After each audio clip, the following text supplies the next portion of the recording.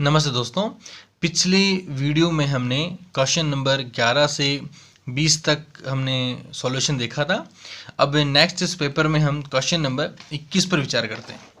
देखो, question number जो हमारा 21 है वो एक थ्योरेटिकल क्वेश्चन है। वो कहता है कि न्यूक्लियर फोर्स आर, मतलब न्यूक्लियर फोर्स है वो किस प्रकार का होता है। क्या वो शॉर्ट रेंज होता है और रिपल्सिव फोर्स होता है, क्या वो शॉर्ट रेंज अट्रैक्टिव फोर्स होता है, लॉन्ग रेंज अट्रैक्टिव फोर्स होता है, या लॉन्ग रेंज रिपल्सिव फोर्स होता है। तो सिंपल देखो, न्यूक्लियर फोर्स की आप प्रॉपर्टी पढ़ते हैं, अगर आप क्या नोटिस करते हैं कि वो एक तो शॉर्ट रेंज का होता है और वो अट्रैक्टिव इन नेचर होता है।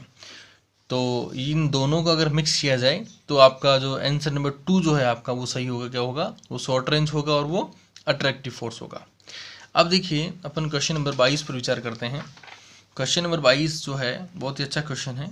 वो कह रहा है the specific heat at constant pressure and constant volume of gas A of diatomic molecules is given by 28 unit and 21 unit. यानी कि वो कह रहा है कोई भी एक जो गैस है, डायटोमिक गैस A है, उसकी जो स्पेसिफिक हीट है वो CV और जो CP जो है आपकी वो 28 और आपका 21 आपका दिया हुआ है। सिमिलरली इसी प्रकार एक दूसरी गैस और है, जो गैस बी है, वो भी डायटोमिक गैस है आपकी, और उसके लिए 21 और 15 जो है वो CP और CV दिया हुआ है आपका।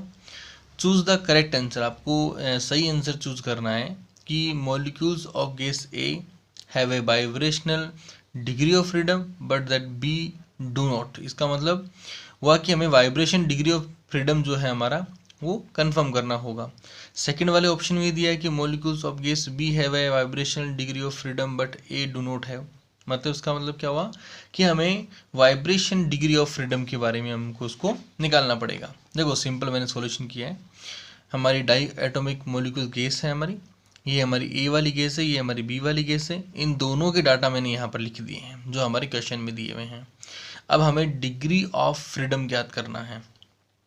आपको अगर रिमेंबर हो तो एक सिंपल सा फॉर्मूला हम लोग बुक्स में पढ़ते हैं कि जो आपका specific heat capacity at constant volume जो होता है उसका फॉर्मूला होता है degree of freedom by 2 multiply R. ठीक है, ये आर असल में क्या होता है, आपने देखा होगा CP माइनस CV जो होता है आपका वो असल में क्या होता है, आर होता है, जो मेयर रिलेशन होता है, आपको याद हो तो होगा। अब देखो, इस फॉर्मूले को सॉल्व करने के लिए हमें अगर F की वैल्यू निकालनी है तो हमें R की वैल्यू चाहिएगी। R मतलब CP माइनस CV का डिफरेंस। देखो दोनों के लिए मैंने, यानी कि दोनों गैसेस के लिए मैंने CP माइनस CV यानी कि R की वैल्यू मैंने निकाल लिए, और एक वैल्यू में तो क्या होगा 28 माइनस 21 होगा, और एक में 21 माइनस आपका 15 होगा। इन दोनों का आपका रेस्पेक्टिव वैल्यू क्या आया, 7 और 6 आया। अब यहाँ से देखो मैंने एक फार्मूला डेवलप किया है कि आप F जो डिग्री ऑफ फ्रीडम का फॉर्मूला जो है आपका वो इस फॉर्मूले से, यानी कि इस फॉर्मूले से आप इस प्रकार बनेगा, और यहाँ F को जब आप इस तरफ लाओगे ट्रांसपोर्ट करके तो आपका फॉर्मूला ये बन जाएगा। यानी कि आपको किसकी वैल्यू की रिक्वायरमेंट है, आपको 2 वैल्यू की रिक्वायरमेंट है, यानी कि न्यूमेरिकल नंबर है, आपको CV की वैल्यू की रिक्वायरमेंट है और आपको R वैल्यू की रिक्वायरमेंट है। हम फर्स्ट वाली गैस के लिए डिग्री ऑफ फ्रीडम ज्ञात करते हैं, गैस नंबर A के लिए। उसके लिए मैंने ये फॉर्मूला पुट किया। यहाँ पर देखो 2 डॉट नहीं है असल में, ये असल में मल्टीप्लाई है। ठीक है, 2 मल्टीप्लाई 21/7 हो गया, हमें 6 वैल्यू गेट हुआ। सिमिलरली हम B के लिए हम क्या करेंगे, इसको फॉलो करेंगे तो हमें वैल्यू कितना प्राप्त हुआ, 4.3 वैल्यू प्राप्त हुआ। अब देखो हमें ये कहा गया है स्टार्टिंग में कि वो किस प्रकार की गैस है, वो डाई एटॉमिक मॉलिक्यूल गैस है। तो अगर डाई एटॉमिक मॉलिक्यूलर गैस का अगर मैं डायग्राम बनाता हूँ अगर मैं, तो उसमें क्या होगा, 2 एटम होंगे और उसमें प्रत्येक एटम के लिए 3 डिग्री ऑफ फ्रीडम जो होगा वो होगा, जैसे 1 2 3। लेकिन डाई एटॉमिक मॉलिक्यूल्स में क्या होता है, 1 डिग्री ऑफ फ्रीडम जो होता है दोनों में शेयर हो जाता है। ठीक है, तो 1 2 3 4 और 5, यानी कि डाई एटॉमिक मॉलिक्यूल्स के लिए रोटेशन में कितने डिग्री ऑफ फ्रीडम होनी चाहिए, 5 डिग्री ऑफ फ्रीडम होनी चाहिए। लेकिन आप देखोगे degree of freedom for diatomic molecules कितने होनी चाहिए, 5 होनी चाहिए। लेकिन जो आपकी ए वाली जो गैस है इसमें 5 से ज़्यादा है, मतलब ठीक है, एक गैस है वे वाइब्रेशन डिग्री ऑफ फ्रीडम, मतलब क्या हुआ कि 5 रोटेशन और एक एक्स्ट्रा है इसके पास में, मतलब वो कौन सा होगा, वो वाइब्रेशनल डिग्री ऑफ फ्रीडम होगा। लेकिन बी वाले केस में क्या हुआ, 4.3 उसकी वैल्यू है। इसका मतलब क्या हुआ, उसके पास में केवल जो रोटेशनल डिग्री ऑफ फ्रीडम ही है, उसके पास वाइब्रेशन या कोई एक्स्ट्रा डिग्री ऑफ फ्रीडम उसके पास नहीं है। तो हमारा आंसर क्या बनेगा, A gas have vibration degree of freedom but B gas not have. तो हमारा जो क्वेश्चन का जो आंसर होगा, तो 1 नंबर आंसर हमारा क्या हो जाएगा, सही हो जाएगा कि इसके पास वाइब्रेशन डिग्री ऑफ फ्रीडम है और इसके पास में जो है वो नहीं है। क्वेश्चन नंबर 23 पर बात करते हैं अपन कि इन ए सेमीकंडक्टर, ठीक है, the ratio of effective mass of hole to electron, यानी कि एक अनुपात दिया हुआ है आपको, इफेक्टिव मास का अनुपात दिया हुआ है, किसका, होल और इलेक्ट्रॉन का, वो कितना दिया है, 5:1 दिया हुआ है। And the ratio of mean relaxation time for hole to electron, और जो मीन रिलैक्सेशन टाइम जो टाउ होता है उनका भी आपको अनुपात दिया हुआ है, किसका, होल का और इलेक्ट्रॉन कितना दिया हुआ है, 1:2 दिया हुआ है।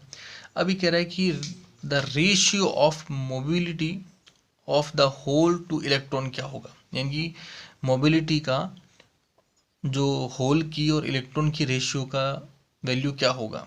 सिंपल देखो, ये हमें दिया हुआ है कि इफेक्टिव मास का जो रेशियो है वो 5:1 होगा।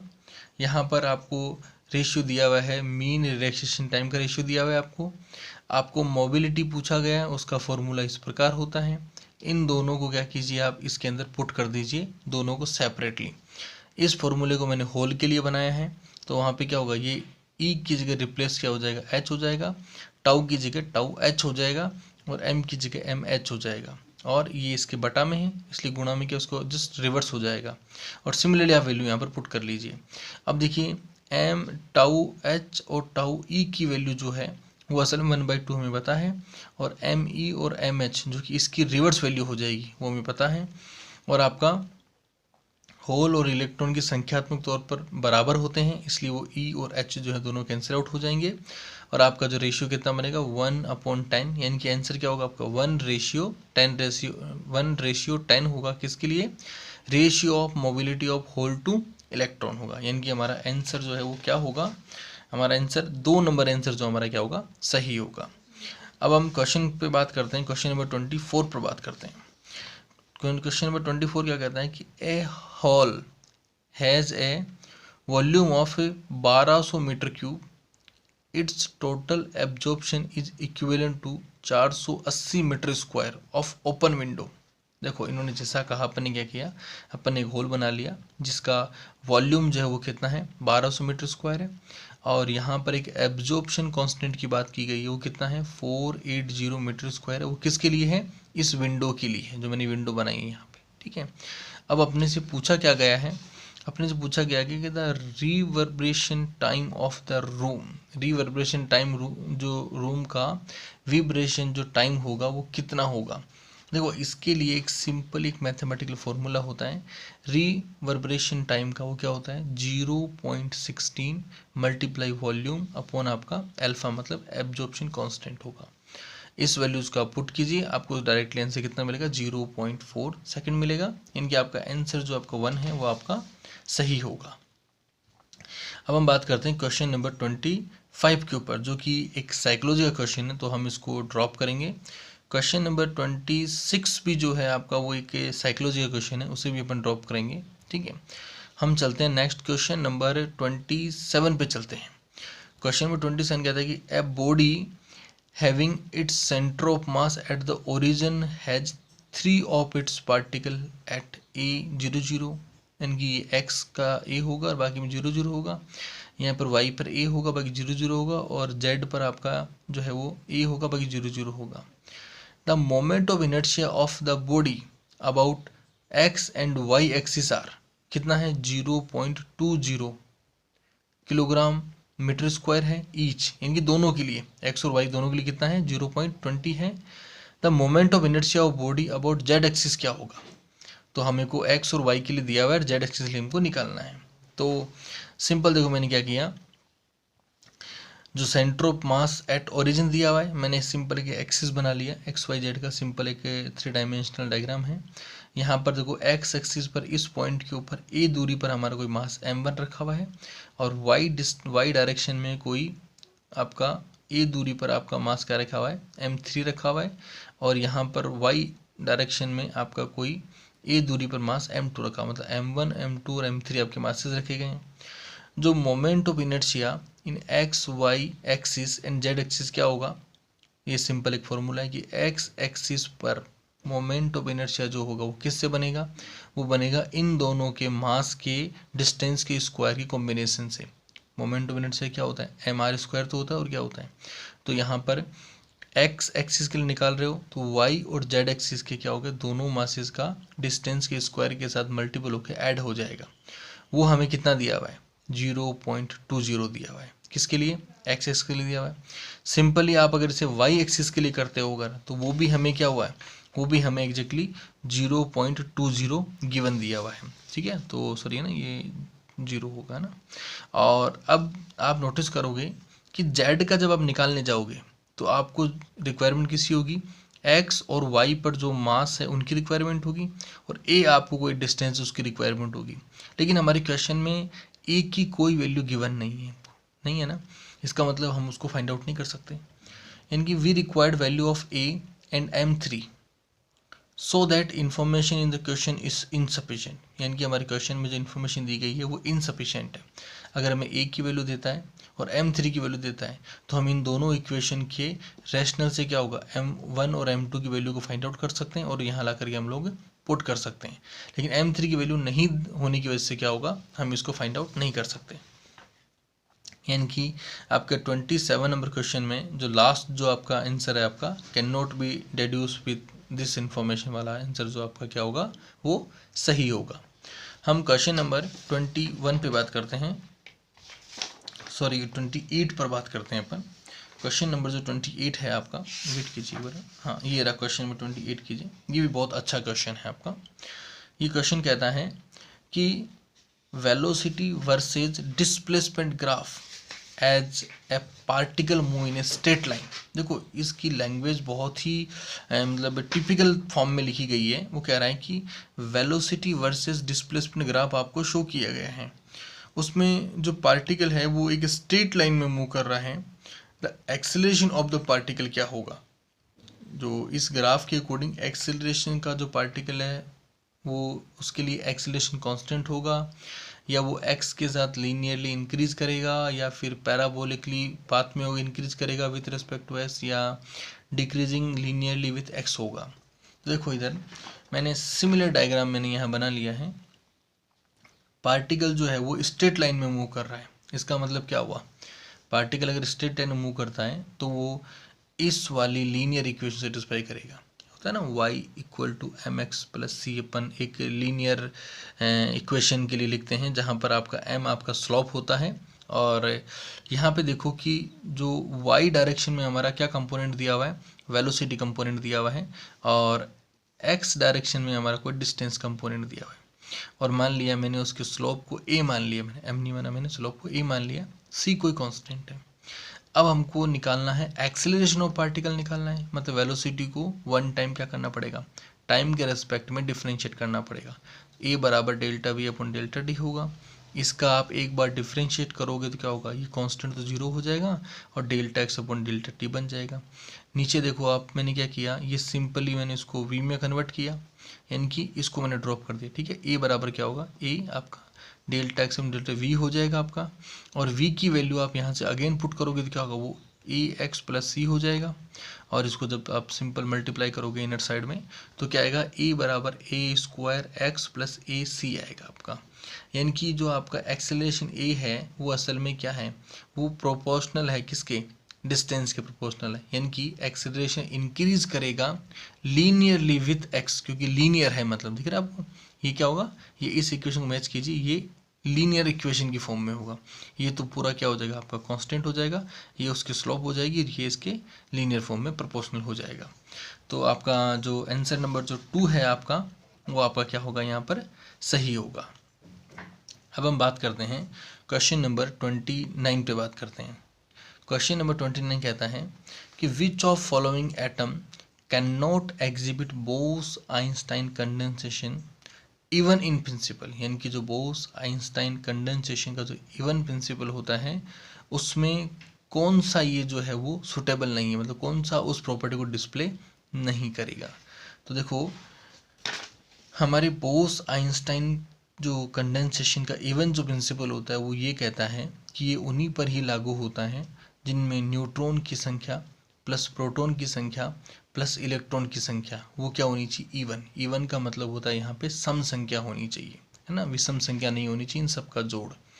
तो हम देखो जो भी हमारे एग्जाम्पल्स हमको इसमें दिए थे, हमने चारों एग्जाम्पल्स लिख लिए हैं मैंने। पहला हमें दिया है 1H1 को दिया है। 1H1 के लिए आप क्या करोगे, आपको पता है न्यूट्रॉन की संख्या इसमें 0 है, प्रोटॉन की संख्या इसमें 1 है आपकी, और जो आपकी इलेक्ट्रॉन की संख्या भी क्या आपकी 1 है, तो इसका जोड़ क्या होगा 2 होगा, जो कि एक सम संख्या है, इवन नंबर है। सिमिलरली आप सब के लिए करके देखोगे तो आपका लास्ट जो आपका है ना 30K19, ये जो है इसके लिए आप देखोगे तो प्रोटॉन की संख्या आपके लिए क्या है 19 है, तो इलेक्ट्रॉन की संख्या भी 19 होगी, लेकिन यहाँ पे न्यूट्रॉन की संख्या क्या है आपकी असल में 11 है। इसका ऐड करोगे आप अगर तो क्या होगा, वो आएगा 49, जो कि क्या है इवन नहीं है। तो जो आपका 19 पोटाशियम जो 30 है not have sum of neutron proton and electron is even, इसलिए क्या होगा कि इस जो एलिमेंट के ऊपर जो क्या होगा वो बोस आइंस्टाइन कंडेंसेशन का जो इवन प्रिंसिपल है वो लागू नहीं होगा। तो आपका आंसर क्या होगा, 4 आपका आंसर होगा। अब हम बात करते हैं क्वेश्चन नंबर 30 के ऊपर। क्वेश्चन नंबर 30 कहता है कि a copper rod of length L is moving on a uniform speed V parallel to a long straight wire carrying a current I as shown in the figure। जो आपको diagram में दिखाया जा रहा है, डायग्राम में क्या बताया जा रहा है कि कोई भी एक इन्फिनिटी लंबाई का करंट कैरिंग जो स्ट्रेट वायर है उसमें करंट I का फ्लो हो रहा है। ये कोई रोड है जो पैरेलल इसके समानांतर ऊपर की ओर v वेलोसिटी से बढ़ रही है। The rod is perpendicular to wire, और ये रोड ऊपर की ओर बढ़ रही है, वो इसके साथ क्या है 90 डिग्री का कोण बनाती है, मतलब इसके परपेंडिकुलर है। तो wire with its end at distance A and B from it, और डायग्राम के अकॉर्डिंग जो डिस्टेंस हमको दी गई है रोड की वो ए और बी है, यानी कि रोड का जो फर्स्ट जो आपका एज है आपका कोना है उसकी डिस्टेंस ए है, और जो लास्ट एज है उसकी डिस्टेंस क्या आपकी बी है, तो रोड की डिस्टेंस क्या होगी बी माइनस ए हो जाएगी। The motional EMF induce in the road, यानी कि इस रोड में ईएमएफ कितना इंड्यूस होगा ये अपने को पता लगाना है। तो देखो ये भी बहुत अच्छा क्वेश्चन है। इस क्वेश्चन के अकॉर्डिंग देखिए यहाँ पे कि सिंपल मैंने इस डायग्राम को यहाँ बनाया, और ये एक बहुत लंबा तार है जो इनफाइनाइट तक जाता है, उसमें करंट आई फ्लो हो रहा है, ठीक है। इस प्रकार का कोई भी क्वेश्चन जो आता है उसको हम हमेशा एम्पियर के लॉ से सॉल्व करते हैं, और एम्पियर के लॉ के अकॉर्डिंग अब देखें अगर तो जो मोटिवेशनल जो ईएमएफ होता है उसको इस प्रकार फॉर्मुलेट किया जाता है, यानी कि integration in limit A to B V cross B और डेल्टा एक्स, इस प्रकार से उसको लिखा जाता है। अब जो एम्पियर लॉ जो होता है, क्योंकि हमें बी ज्ञात करना पड़ेगा, है ना, किसी पॉइंट पर यहाँ पर कितना मैग्नेटिक फील्ड लग रहा होगा रोड के ऊपर, उसके लिए हमें क्या चाहिए मैग्नेटिक फील्ड चाहिए होगा, वो किससे ज्ञात करेंगे एम्पियर लॉ से ज्ञात करेंगे। वो क्या होता है μ0I/2πx होगा आपका, बी यहाँ मैग्नेटिक फील्ड है और μ0 आपका परमिटिविटी ऑफ फ्री स्पेस है आपका। इसको बी को आप यहाँ पुट कीजिए और इसकी वैल्यू को अपन यहाँ पर पुट ऑन करते हैं। तो देखो इधर जो v क्रॉस b है, तो आपको ये भी कहा गया है कि दोनों के बीच में कितना डिग्री का एंगल है 90 डिग्री का एंगल है, मतलब v परपेंडिकुलर टू b है, थीटा इक्वल टू 90 होगा। तो इस क्रॉस प्रोडक्ट को आप ओपन करोगे तो क्या होगा v का मैग्नीट्यूड p का मैग्नीट्यूड और साइन थीटा होगा, और वहाँ थीटा की वैल्यू क्या होगी 90, और वहाँ पे साइन 90 क्या होगा 1 हो जाएगा। तो मैंने सिंपल क्या किया v डॉट और इस b की वैल्यू को पुट कर दिया। अब देखिए सिंपल, अब तो हमें केवल क्या करना है इंटीग्रेशन ही करना बाकी बचा है। v आपका जो है μ0 है और आपका 2π जो कांस्टेंट है वो बाहर आ जाएंगे आपके i के साथ में, और इसका इंटीग्रेशन हो जाएगा। वो इंटीग्रेशन क्या होगा ln log x, ठीक है। b से a हो जाएगा, इस वैल्यू का पुट कीजिए आप, आपका ईएमएफ कितना आएगा v μ0 I 2 pi log b upon a आएगा आपका। तो आपका इसके अकॉर्डिंग आपका जो आंसर होगा वो आपका 3 नंबर जो आंसर आपका है जो दिया हुआ है, 3 नंबर आंसर आपका क्या होगा इसका सही होगा। तो नेक्स्ट अब हम देखते हैं क्वेश्चन नंबर 31 पे बात करते हैं। क्वेश्चन नंबर 31 कहता है द क्रिटिकल वेलोसिटी vc, है ना, ये क्रिटिकल वेलोसिटी vc है आपकी, below which the liquid flow remains steady या stream line is given by, यानी कि क्रिटिकल वेलोसिटी से नीचे पर जो आपका लिक्विड का फ्लो है वो स्टेडी मतलब एक समान होगा या फिर स्टीम लाइन होगा, मतलब स्टडी का मतलब वो स्थिर होगा या स्टीम लाइन मतलब एक जैसा होगा, एक लाइन में होगा, ये हमको पता लगाना है यहाँ पर। और वो होगा तो उसका फॉर्मूला किस प्रकार लिखा जाएगा। यहाँ पर कुछ आपको कंपोनेंट दिए गए हैं जो यहाँ पर इस आंसर में यूज़ किए गए हैं। तो देखो इधर हम लोग नोटिस करेंगे कि for steam line liquid flow जो होगा, यानी कि जो स्टडी फ्लो होगा या स्टीम लाइन फ्लो होगा, वो क्रिटिकल वेलोसिटी के लिए किस प्रकार होगा कि उसके लिए इस प्रकार के फ्लो के लिए क्रिटिकल वेलोसिटी जो है वो हमेशा समानुपाती किसके होती है आपके नीटा के, जो क्या होता है कोफिशिएंट ऑफ विस्कोसिटी होता है। आपकी क्रिटिकल वेलोसिटी इस प्रकार के फ्लो के लिए इन्वर्सली प्रोपोर्शनल होती है हमेशा आर की, मतलब रेडियस की। और आप वी सी को देखोगे अगर डेंसिटी के रेस्पेक्ट में अगर, तो क्या होगा कि वो भी इन्वर्सली प्रोपोर्शनल होती है हमेशा किसके डेंसिटी ऑफ लिक्विड के। और लास्ट अगर इन तीनों को आप कंबाइन करते हो अगर, तो वो सारे प्रोपोर्शनल किसकी आएगी, नीटा के तो प्रोपोर्शनल होगी और रो और आर के इन्वर्सली प्रोपोर्शनल होगी। और यहाँ पर अगर आप कोई भी एक कांस्टेंट के यूज़ करते हो अगर, ठीक है, जिसे रेनॉल्ड नंबर कांस्टेंट कहते हैं, ठीक है, तो आपका फॉर्मूला क्या बनेगा, वी सी बराबर के नीटा रो डॉट आर बनेगा, जो आपका जो क्वेश्चन के अकॉर्डिंग हमारा आंसर नंबर 2 है जो असल में सही होगा। अब हम क्वेश्चन नंबर जो आपका 32 है आपका, वो है आपका consider a system of 2 fermions, यानी कि 2 फर्मियोन्स का कोई सिस्टम है। फर्स्ट 3 स्टेट आर अवेलेबल, और 3 स्टेट हमें अवेलेबल दी गई है इन 1 डायमेंशन बॉक्स। तो देखो जैसा इन्होंने कहा वैसे अपन ने क्या किया, इसको ड्रॉ कर लिया। और ये हमारे पास में 3 स्टेट्स हैं हमारी, जिसके अंदर फर्मियोन्स को हम लोग फिट कर सकते हैं, ठीक है। The probability of finding both particles simultaneously, यानी कि प्रायिकता क्या होगी दोनों पार्टिकल का एक साथ पाए जाने की, किसमें, किसी माइक्रो स्टेट में पाए जाने की। तो इसके लिए देखो सबसे सिंपल आपको पता है कि फर्मियोन्स का जो डिस्ट्रीब्यूशन होता है किसी भी स्टेट में वो पाउली एक्सक्लूजन प्रिंसिपल के अकॉर्डिंग होता है। और वो कहता है कि 2 fermion can not occupy the same quantum state या micro state in simultaneously. Pauli exclusion principle कहता है कि किसी भी एक स्टेट में 2 फर्मियोन एक साथ नहीं रह सकते। तो हमें पूछा गया कि 2 फर्मियोनों की एक साथ रहने की प्रायिकता क्या होगी, तो वो सिंपली क्या होगी, 0 होगी। तो आपका आंसर 4 आपका क्या होगा, सही होगा। अब बात करते हैं क्वेश्चन नंबर 33 की बात करते हैं।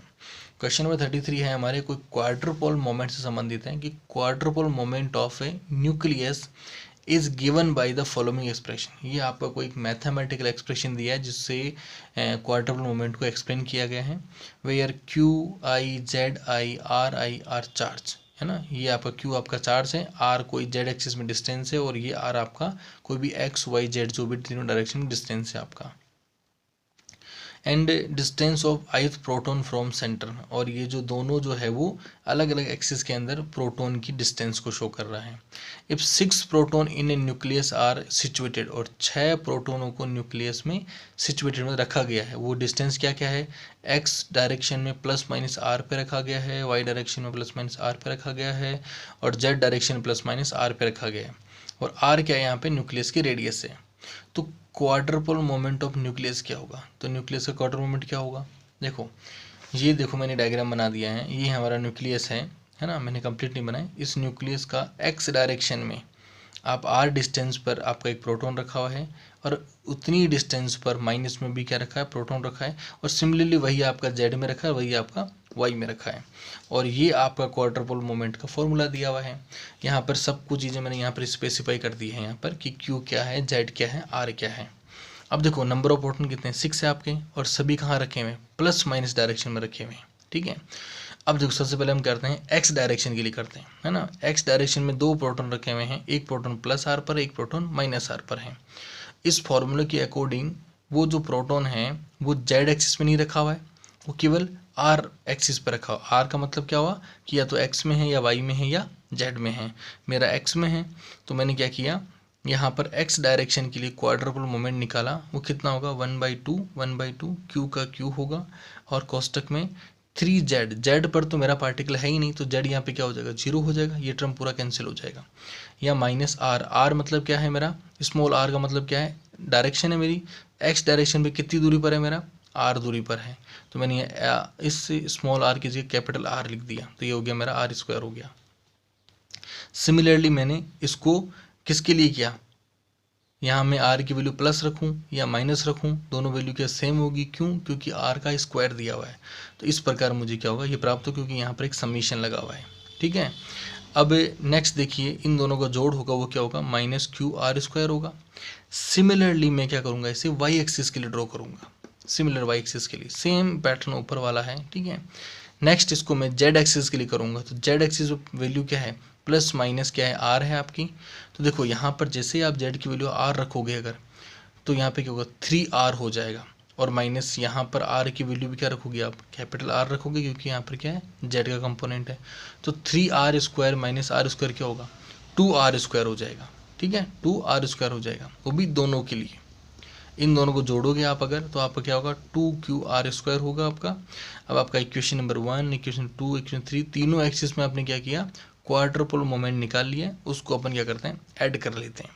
उसको आप ऐड करोगे आप अगर, तो उसका टोटल जो एडिंग है वो क्या आएगा 0 आएगा, यानी कि हमारा इस क्वेश्चन के लिए जो क्वाड्रपल मोमेंट है हमारा वो क्या होगा असल में 0 होगा। अब हम बात करते हैं क्वेश्चन नंबर 24 की बात करते हैं, जो बहुत अच्छा क्वेश्चन है फोरियर ट्रांसफॉर्मेशन का। उस क्वेश्चन में क्या है कि इस फंक्शन का फोरियर ट्रांसफॉर्मेशन क्या होगा। आपको थोड़ा सा अगर पता होगी तो फोरियर ट्रांसफॉर्मेशन का जो फार्मूला होता है वो डिफरेंट फार्मूले होते हैं, लेकिन एग्जैक्टली हमें यहाँ पर रिक्वायर्ड किस फार्मूला रिक्वायर्ड, हमें कोस का रिक्वायर्ड है, ठीक है, साइन या कोस का रिक्वायर्ड है। इसलिए हम क्या करेंगे, इस फंक्शन के लिए हम लोग जो फोरियर का जो कोसाइन ट्रांसफॉर्मेशन का जो रूल है वो हम यहाँ पर अप्लाई करेंगे। उसका सिंपल एक मैथमेटिकल फॉर्मूला इस प्रकार लिखा जाता है। यहाँ पर एफ एक्स हमारा क्या होगा, जो हमें फंक्शन गिवन है हमारा, हमें पता है कि जो फंक्शन जो हमें गिवन है मैथमेटिकली वो कहाँ से कहाँ जाता है, 0 से इनफाइनाइट जाता है। लेकिन यहाँ वाली कंडीशन में देखा जाए अगर, तो फंक्शन 1 रखोगे तो लिमिट क्या होगी, वो होगी a तक लिमिट होगी। लेकिन अगर आप 0 रखोगे, अगर यहाँ पे फंक्शन को मैंने 0 रख दिया तो लिमिट का महत्व ही खत्म हो गया, 0 रखते पूरा फंक्शन क्या हो जाएगा 0 हो जाएगा। तो असल में ये केवल इसके लिए ही सॉल्व होगा। तो देखो मैंने यहाँ पर एफ यू लिख दिया है, और √2/π ये मैथमेटिकली बाहर ले लिया है, लिमिट 0 से a लगा दी मैंने, और फंक्शन की वैल्यू 1 रख दी मैंने, और यहाँ पर कोस यू एक्स सिंपल है। आप चाहो तो सिंपल इसका इंटीग्रेशन करोगे तो आपको क्या होगा, यहाँ पर वैल्यू मिलेगी आपको साइन यू एक्स मिलेगा आपको, और अपॉन आपका u मिलेगा, आप इंटीग्रेशन कर रहे हैं, ठीक है। और लिमिट 0 से a पुट कर देना, पुट करने के बाद आपको मैथमेटिकल फॉर्मूले में क्या होगा, ये आपका सिमिलर रहेगा, और sine U a upon U आपको गेट होगा, जहाँ पर u नॉट इक्वल टू क्या होगा 0 होगा। तो आप चेक कर सकते हैं आप अगर कि क्वेश्चन 34 का आंसर जो 3 है हमारा साइन वाला जो है असल में वो आपका सही होगा। अब हम एक क्वेश्चन और देख लेते हैं, क्वेश्चन नंबर 35 है, वो क्या है कि the electric current in a circuit varies as I = I0, कोष्टक में कैपिटल टी तो नहीं होगा, केवल टी होगा upon tau for some time where tau is a constant, यानी कि टाउ आपको कोई कांस्टेंट है, और आपकी करंट को उन्होंने इस प्रकार से डिफाइन किया है। The RMS value of current for the period T0 to T tau, यानी कि आपको RMS वैल्यू फाइंड आउट करनी है किस लिमिट में, T = 0 से किसी एक मीन टाइम टाउ तक फाइंड आउट करनी है। देखो ये बहुत ही इजी क्वेश्चन था हमारे लिए, सिंपल आपको आई इस फॉर्मेट में दिया हुआ है क्वेश्चन में, और जो RMS का जो फॉर्मूला होता है वो सिमिलर इस प्रकार होता है, IRMS क्या होता है रूट, और किसी भी I का जो integration with respect to in form of a average होता है। इस फॉर्मूले के अकॉर्डिंग आप I की वैल्यू को यहाँ से आप पुट कीजिए, आप लिमिट के लिए आप क्या करोगे, यहाँ पर 0 से टाउ लिमिट दी, मैंने 0 से टाउ लिमिट लगा दी यहाँ पर, और आई की वैल्यू को मैंने पुट कर दिया, और डेल्टा टी और सिंपल ये हो गया। यहाँ से आप अगर इंटीग्रेट करोगे अगर, तो क्या होगा आपका डेल्टा टी का इंटीग्रेशन टी होगा, और लिमिट पुट करोगे तो क्या हो जाएगा, टाउ हो जाएगा, और जब ये रूट से बाहर निकलेगा तो रूट टाउ हो जाएगा। ये वाला जो पोर्शन है आपका टी स्क्वायर वाला पोर्शन तो यहीं रह जाएगा, बल्कि ये वाला जो आई जीरो जो है आपका जो कांस्टेंट है वो जैसे ही बाहर आएगा वो केवल आई बचेगा क्योंकि उस पर रूट लग जाएगा, और सिमिलरली टाउ भी जब बाहर आएगा तो क्या होगा, उसके ऊपर रूट हट जाएगा तो टाउ बचेगा। अब इसका सिंपल इंटीग्रेशन बाकी बच गया है। टी स्क्वायर का इंटीग्रेशन क्या होता है, टी की क्यूब बाई 3 होता है, आप लिमिट पुट कर दीजिए 0 से टाउ तक। आप जब इसको लिमिट पुट करोगे तो यहाँ पे क्या हो जाएगा, टाउ की क्यूब हो जाएगा, है ना, और ये 1/2 जो है वो इसके ऊपर पुट ऑन हो जाएगा और रूट 3 हो जाएगा। सिंपल इसको आप सॉल्व करोगे तो दोनों कैंसिल आउट हो जाएगा, और आपका आई आर एम एस की वैल्यू क्या होगी, I0/√3 हो जाएगी। तो आपकी आई आर एम एस की वैल्यू कितनी आएगी, I0/√3 होगी, जो हमारे इस क्वेश्चन के अकॉर्डिंग जो आंसर हमारा क्या होगा, सेकंड नंबर जो आंसर है आपका वो सही होगा। नेक्स्ट क्वेश्चन जो है अपन नेक्स्ट लेक्चर में देखेंगे। Thank you.